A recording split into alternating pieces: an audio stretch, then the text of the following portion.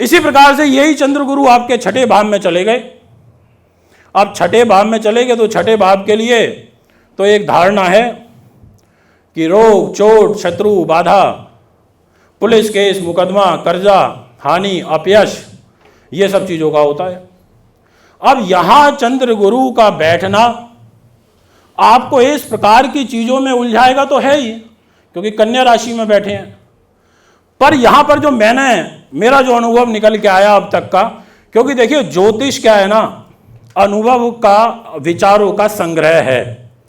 जो नियम हमारी पद्धति में लिखे हैं और आपकी रिसर्च में कुंडलियां देखते देखते देखते आपको एक नया विचार निकल के आ गया, तो वो भी एक नियम बन गया। अगर आप 100 में से 80 कुंडली के ऊपर कोई एक पर्टिकुलर ग्रह को देख करके कह रहे हो अरे मंगल शनि इकट्ठे बैठे हैं, इस आदमी को ये दिक्कत आ रही है, आपने नोट कर लिया, आपने और 40-50 कुंडलियों में वही चीज नोटिस करी कि मंगल शनि इकट्ठे बैठे हैं, ये दिक्कत आ रही है, तो वो आज से विचार है, वो भी आपकी रिसर्च का पार्ट है। अब ऐसे यहां पर चंद्र गुरु छठे भाव के अंदर जब बैठेंगे तो यहां पर आपकी दुश्मनी बड़े लोगों से कराएंगे। आप छोटे मोटे लोगों से उलझना पसंद नहीं करोगे, आप कभी किसी रिक्शे वाले से नहीं उलझोगे, आप दुश्मनी करोगे अपने लेवल या अपने लेवल से ऊपर के लोगों से, और आपका प्रभाव रहेगा क्योंकि आप नीति से निकल जाओगे, आप दिमाग से निकल जाओगे। और यही सप्तम भाव में आपका चंद्र गुरु का योग बन गया गज केसरी, तो ऐसे व्यक्ति को फिर पत्नी मिल जाएगी बड़ी जबरदस्त, ऐसे व्यक्ति को पत्नी मिल जाएगी अपने से अच्छी, एकदम पतिव्रत धर्म का पालन करने वाली। ऐसे व्यक्ति को कहते हैं ना कि यार तू तो डिजर्व करता नहीं था, पर तेरे को पत्नी तो बड़ी तगड़ी मिल गई, बड़ी हाईफाई मिल गई, बड़े अच्छे घर की मिल गई, बड़े ऊंचे घराने की मिल गई। यहाँ पर आपको ये चंद्र गुरु अच्छा जीवन साथी दे देगा और आपका भाग्य उदय आपके जीवन साथी से जुड़ने के बाद भी हो जाएगा। ये भी एक विचार है, क्योंकि यहां सप्तम भाव में बैठे हैं, आपके शरीर को देख रहे हैं, चंद्र गुरु की शुभ दृष्टि आपके शरीर पर जा रही है। अब यही आपका अष्टम भाव में बैठ गया, आयु का घर है, मृत्यु का घर है। अब मृत्यु के घर में, आयु के घर में जब चंद्र गुरु बैठते हैं तो देव गुरु बृहस्पति अपनी राशि से 12वें हो गए, नवम भाव के स्वामी होकर के अष्टम में आ गए, बैक में आ गए, पीठ में आ गए, पीछे आ गए, और 12वें के तो हैं ही, और देवगुरु बृहस्पति मन को लेकर अष्टम में आ गए। अब ऐसे व्यक्ति को उसके काम का जो क्रेडिट होगा ना, वो जीते जी नहीं मिल पाता। उसको क्या होगा, उसके मरने के उपरांत उसको लाभ मिलेगा। बहुत सारे ऐसे होते हैं ना कि वीर गति को प्राप्त हुए, इनको पद्म चक्र, इनको ये चक्र, इनको वो चक्र, मरने के बाद उनका सम्मान होता है। विपिन रावत चले गए हमारे साथ बीच से, उनके साथ कितने सारे लोग चले गए, उनका सम्मान हुआ बाद में। यानी कि आपका सम्मान बढ़ेगा, चंद्र गुरु बढ़ाएंगे, पर आपके रहते हुए नहीं बढ़ाएंगे, आपके जाने के बाद आपका नाम होगा। यही चंद्र गुरु आपका नवम भाव में बैठ जाए। अब नवम भाव के अंदर बैठेगा तो यहां पर ये धर्म के घर में बैठ गया, आध्यात्म के घर में बैठ गया, पुत्र पौत्र के घर में बैठ गया, उत्तम विद्या के घर में बैठ गया, हायर स्टडीज के घर में बैठ गया। चतुर्थ भाव का स्वामी, केंद्र का स्वामी त्रिकोण में बैठा, त्रिकोण के मालिक के साथ में बैठा, और पंचम दृष्टि से शरीर को देख रहा है। आपके मान को, आपके सम्मान को, आपके यश को, आपकी उपलब्धि को, आपकी सामाजिक प्रतिष्ठा को का संबंध आपके मन के साथ बन गया, नवम भाव के साथ में बन गया। बहुत अच्छा फल मिल जाएगा। ऐसा व्यक्ति कितना ही उसको आप डाउन कर लो, कितना खरीदने की कोशिश कर लेना, पर उसकी हमेशा ये कोशिश रहेगी, आगे जाके एक ट्विस्ट भी है, उसकी हमेशा ये कोशिश ये रहेगी कि नहीं मैं अच्छे काम करूं, मैं ज्योतिष से पैसा कमाऊं, मैं आध्यात्म से पैसा कमाऊं, मैं अच्छे कर्म करके पैसा कमाऊं। बहुत सारे ऐसे अवसर होते हैं जो अपना पूरा का पूरा जीवन ऐसे ही निकाल देते हैं, पर एक पैसे की रिश्वत नहीं लेते कभी भी। बहुत सारे लोग ऐसे होते हैं, मेरे संज्ञान में हैं, आपके संज्ञान में होंगे। अब यही आपका कर्म भाव पर जाकर के बैठ गया। अब देवगुरु बृहस्पति हो गए यहां पर नीच। अब गुरुदेव नीच होना, कर्म भाव पर नीच होना, कर्म की गति को तो प्रभावित करेंगे ही। अब एक किन चीजों में कमी कर सकते हैं। कई बार ऐसा होता है नीच भंग राजयोग बनता है, देवगुरु बृहस्पति नीच हो गए, नीच भंग राजयोग बन गया।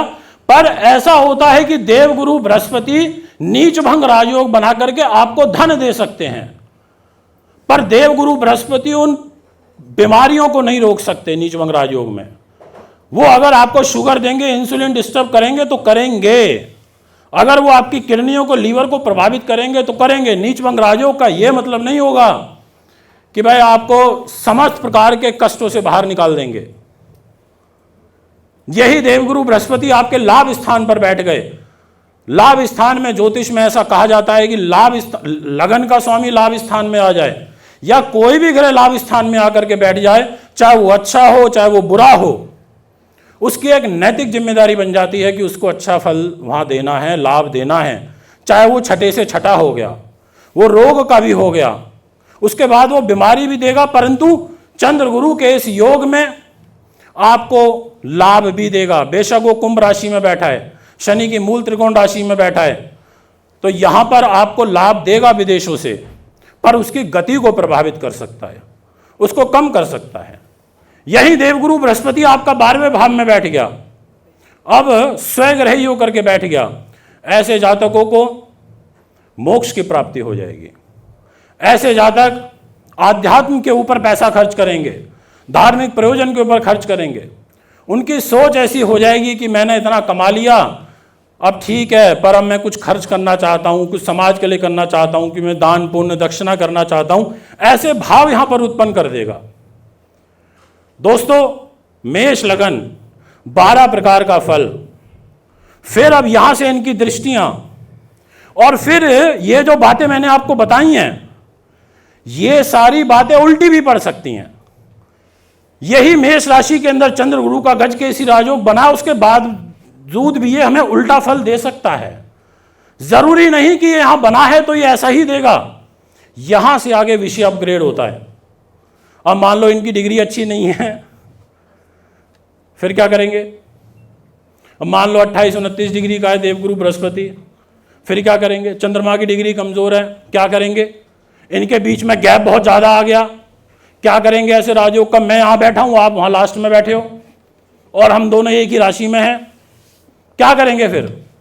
फिर नहीं फल मिल पाएगा। फिर हम कहेंगे पंडित जी आपने तो कहा था गजकेसरी राजयोग बना हुआ है, पर फल नहीं मिल पा रहा, क्या चक्कर है? यहां से हमारे को सोचना पड़ेगा, यहां से हमें विषय को आगे लेकर के जाना पड़ेगा। एक व्यक्ति मेरे पास आया कुंडली दिखाने के लिए बिहार से, बहुत प्रभावित हूँ, आपको कुंडली दिखाना चाहता हूँ, इसलिए आया हूँ। मैंने कहा आओ बैठो, मैंने बताओ, मैंने बोला आपका दाम्पत्य जीवन मूल्य कुंडली में खराब दिखाई दे रहा है, अच्छा नहीं है। कह रहा हाँ मेरा रिश्ता टूट गया। मैंने फिर कह रहे अब मैंने कहा दोबारा विवाह का योग है। तो मैंने कहा मैं ना एक प्लानिंग कर रहा हूँ। मैं क्या प्लानिंग कर रहे हो?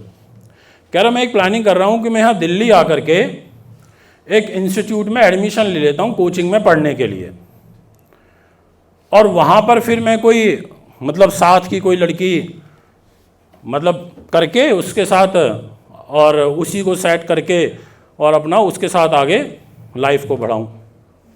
तो मैंने देखा उस व्यक्ति की कुंडली में मंगल शुक्र का योग बना हुआ था, 7वें भाव के ऊपर बना हुआ था। मैंने कहा कामातुरता का योग बन गया। अब शरीर के ऊपर भी मंगल शुक्र की दृष्टि जा रही है।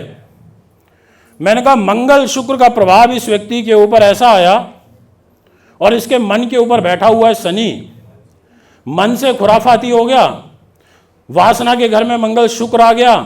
तो ये प्रयास किया कि चलो मैं अपने नाते रिश्तेदारों इनके माध्यम से कोई साधन बनाऊं कि मैं कोचिंग इंस्टीट्यूट में ले लेता हूं, यहाँ अब मेरा कौन शादी कराएगा, ये ज़्यादा हो रही है, तो मैं कोई लड़की सेट करके ऐसे कर लूँगा। मैंने उसको मना करा, मैंने कहा यार ऐसा काम मत करो, पहले एक रिश्ता टूट चुका है, किसी को धोखे में लेकर के मत करो। मेरे से बोला आपकी क्या सलाह है? मैंने कहा मेरे से क्या उम्मीद करोगे आप, मैंने तो साफ मना कर दिया। इसलिए हमारे को ना कभी भी ऐसा काम करने से बचना है, क्योंकि लोगों की बिल्कुल जो नज़र है ना हमारे ऊपर रहती है, आपके ऊपर रहती है।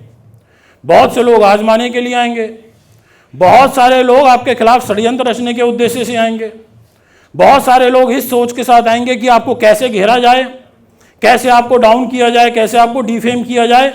आपका दिमाग चारों तरफ चलना चाहिए, और जब चारों तरफ आपका दिमाग चलेगा तो आप अपना रास्ता साफ करते हुए आगे निकल सकते हो। ये यथार्थ सत्य है, ऐसा होता है, हमारे अनुभव में आता है। एक लड़की की कुंडली मिलवाने के लिए आए, मैंने कुंडली नहीं मिलती, कह रहे पैसे ले लो 10,000 रुपये और इसका ऐसा डेट ऑफ बर्थ बना दो कि इसके साथ मिल जाए, चाहे साल आगे पीछे कर दो, महीना आगे पीछे कर दो और कुंडली का मैच हो जाए। मैंने कहा मेरे को नहीं चाहिए ऐसे आपके पैसे, भुगतने तो मेरे को ही हैं। मैंने कहा मैं इतनी मेहनत करके अपनी रेपुटेशन तैयार कर रहा हूँ, मैंने कहा 0 से आज 11.5 लाख 12 लाख सब्सक्राइबर्स पे पहुँचा हूँ, मेहनत करता हूँ, डेली वीडियो डालता हूँ, और मैंने कहा आपके इन 10,000 रुपये के लिए मैंने कहा मैं कुंडली बदल दूँ? ऐसा काम नहीं करना, ना आपको करना ना मेरे को करना। और कभी भी कच्चे लालच में मत आना। ये जो कच्चा लालच होता है ना, ये बड़ा मारता है हमारे को हमेशा। रियलिटी है ये। मैं आपसे कहना चाहता हूं दोस्तों, तो मैं यहीं वाणी को विराम देता हूं। बहुत बहुत धन्यवाद अरुणा जैन जी, इतना अच्छा कार्यक्रम का आयोजन आपने किया, बहुत बहुत धन्यवाद। और जैसा अभी मैं सुन रहा था, अरुणा जी ने बोला था कि महिलाओं को आगे आना चाहिए, डाइस पर महिलाओं का एक उनको भी बैठाया जाना चाहिए। ठीक है, बिल्कुल सही बात है। महिला सशक्तिकरण की बात तो हमारे देश के प्रधानमंत्री जी भी करते हैं और होनी भी चाहिए, और आगे से महिलाओं को बढ़ चढ़ के हिस्सा मिलना चाहिए। सभी आयोजकों को इस बात का विशेष रूप से ध्यान रखना चाहिए। बहुत अच्छा कार्यक्रम आपने आयोजित किया।